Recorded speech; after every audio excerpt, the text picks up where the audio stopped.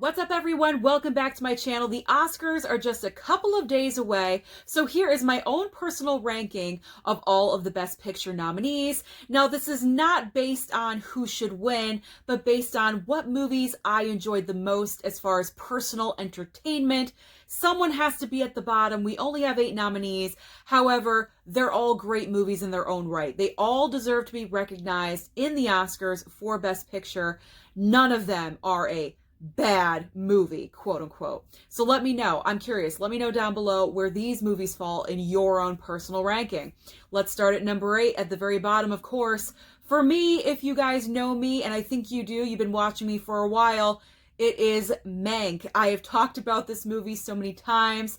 I went in optimistic and open-minded. I was like, you know what? This is going to be an Oscar contender. I'm going to sit down. I'm going to watch this. I was bored. I was bored with Mank. I was good about halfway through, and then something happened that shifted. I'm not really sure, and the movie just never got back on track for me. I was dying towards the very end. I feel like the movie was probably a little bit too long, and it is in black and white. I'm not the biggest fan of black and white movies, I do have to say. Probably the highlight is Amanda Seyfried's performance, because whenever she came onto the screen, she kind of lit it up a little bit. But I don't know. Gary Oldman just got on my nerves after a while, and I was borderline almost falling asleep. So for this reason alone, Mank is at the bottom. In the number 7 spot, I'm putting The Father. This may surprise a lot of people. However, the sole reason why The Father is at number 7 is because of the depressing factor, if I should say. This story is not fun. It is not enjoyable. It's something that people deal with in everyday lives, and I totally understand that. But pretty much when you watch The Father, you knowingly go into a very sad story. And so because of that, it was not enjoyable. If anything, it educated me on what happens to people that do have dementia or Alzheimer's, and how the people around them deal with it and how it affects everyone in the family. But it's a sad movie. It's absolutely sad, and it's depressing. It didn't make me happy. So on the joy scale, this is the reason why The Father is so low on my list.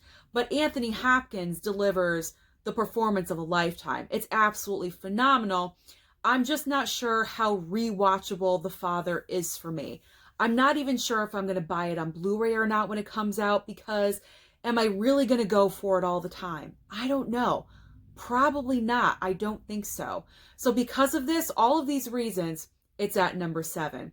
In the number 6 spot is Trial of the Chicago 7. I enjoyed this film because it did drop knowledge on my brain. I had no idea about this event in our real life history. This wasn't taught to me in high school or in any history textbook. At least I don't remember being taught this. So anytime a movie can educate me, I'm all for it. It's kind of lower on the list a little bit, though, because it was a lot of courtroom trial scenes, as we know. Aaron Sorkin directed this. He's not known for directing. He's known for his writing skills, and it kind of showed in this film. It was very singular with the courtroom scenes all the time, and I feel like it could have been a little bit more dynamically shot, if you guys are understanding where I'm going with this. I'm not sure, but absolutely a stellar cast. Standout performances, obviously Sacha Baron Cohen, really amazing. Once I saw Trial, I knew that he was going to get recognized for Best Supporting Actor, and I was right about that. He got the nomination, so good on me for knowing that. But it's not the most enjoyable movie for me. I don't know how many times I could watch it. Again, much like The Father, I'm not going to be like, yes, Trial of Chicago 7, let me put it on. That's why it's at number 6. In the number 5 spot, I'm putting Judas and the Black Messiah. Strictly based on Daniel Kaluuya's standout, amazing performance. Again, history comes into play with me with this film, not knowing much about the Black Panther Party, not knowing much about that point of history, not knowing anything about Fred Hampton. Daniel Kaluuya brings this man to life in such a way that's so dynamic, so charismatic. Every time he's on the screen, you are watching. You are paying close attention to what is going on around you, what is happening in the scene. He just mesmerizes you. And this is why he's been winning this entire award season and why he's going to end up with the Oscar. It's just inevitable. He needs it. He deserves it. Other great performances by, obviously, Lakeith Stanfield, even though he shouldn't be nominated for Best Supporting Actor, and Dominique Fishback. Absolutely fantastic. I love that pairing of Daniel and Dominique. I thought their chemistry was absolutely fantastic, but it wasn't high on the joy factor that I keep mentioning. So therefore, I had to put it a little bit lower on the list, but I did highly enjoy Judas. I'm probably going to pick that up when it does come out on Blu-ray. In the number 4th spot, may be surprising to you guys, I'm putting Nomadland. Nomadland is coming in at number 4 on my list. Not saying I didn't enjoy it. I did. It's a solid movie. It's a solid performance from Frances McDormand. I think it's because it's in the Green Book category. It's a safe, solid film. And I feel like that's why it's winning every single award for every single show and every single festival. It's the safe choice. Although it's a little bit higher on my list because it dropped some knowledge on my brain in an interesting way where I didn't actually know that people actually lived like this and went out in they go out in their vans, and that's how they live life, and they go from job to job. And knowing that Chloe Zhao actually used real life nomads and not casting actors to portray them, I thought was absolutely fantastic. Frances McDormand, as I said, delivers a solid, strong performance, but I expect that from her. She always has a strong character that she's portraying. I don't know, it just doesn't jump off of the screen for me, so that's why it's a little bit down on the list, because other performances are just a little bit higher. So that is what brings the movie down for me on the ranking list, just a smidge. Just a smidge. But I do enjoy Nomadland.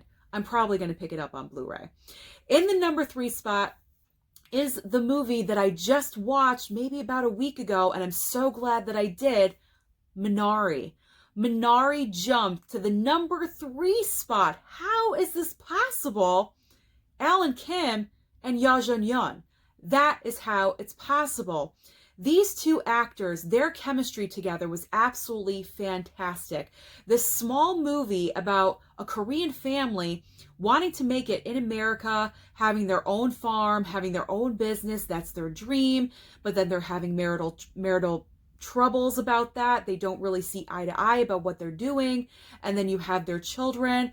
Alan Kim steals the movie for me. He is so wonderful, so charming, playing these little tricks on his grandmother, and she's just taking it and dishing it right back. I loved that relationship. It was such a great story. It made me feel good. It made me feel emotions where I was actually rooting for them and I wanted them to succeed. When the fire happened, I was devastated. I was like, oh my gosh. So when I am feeling those emotions, I am enjoying a film, and I really, really enjoyed Minari. It came out of nowhere because I didn't expect to enjoy it as much as I did. I'm really glad that I watched it, and I'm definitely going to pick it up on Blu-ray.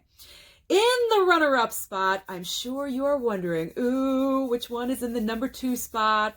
Is Sound of Metal. Sound of Metal is in the runner-up spot for me. I loved this movie.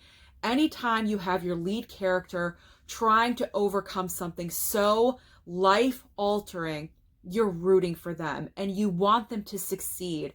And that's what I was doing with Riz Ahmed's character. He brought such a great performance. I can't even imagine being a drummer in a band and then all of a sudden the next day, your hearing is gone and you are totally flipped upside down. You don't know what to do. It's a complete 180 of your life. And he's trying to deal with that. And he's trying to overcome the obstacles. And I love this movie because it's so relatable to me and my family in our situation. Because my father was deaf, borderline almost deaf, severe hearing loss for an extremely long time, wore hearing aids my entire life. Most recently, in the past year, year and a half, my father got cochlear implants. So we all watched this together as a family, and we really bonded with this film because we could truly understand what that character was going through. So because of the relatability factor, very high on the list. I'm gonna get the Criterion. It's coming out in Criterion release, so I'm definitely gonna pick it up. That obviously leaves one movie left. It's Promising Young Woman. Promising Young Woman is my favorite Best Picture nominee. Carey Mulligan delivers a powerhouse but subtle performance. She never does anything that is too over the top. This entire film is the genius of Emerald Fennell, directing it, writing it. I think Ty, one of my subscribers, called it a bubblegum pop world of color, which I absolutely love and I think is fantastic because it absolutely is.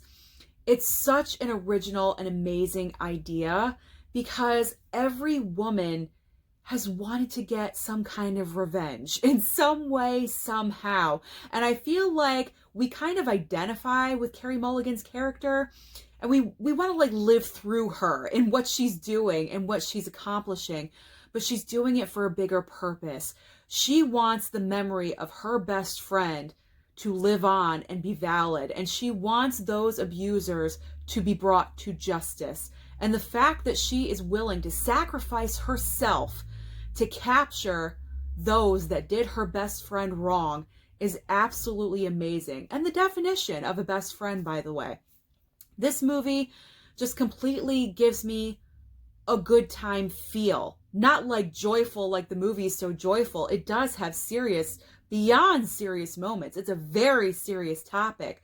But part of the brilliancy of putting it in a bubblegum pop world is that you're not completely drawn down and depressed by it because of the bright colors. You still maintain a happiness even though the topic is so serious. This is why I'm rooting for Carey Mulligan to pull away with that Oscar on Sunday.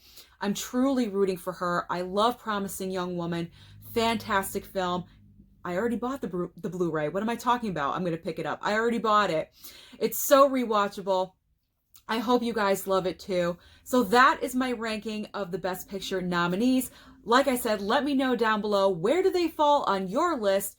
Don't forget to like and subscribe, and I'll see you next time.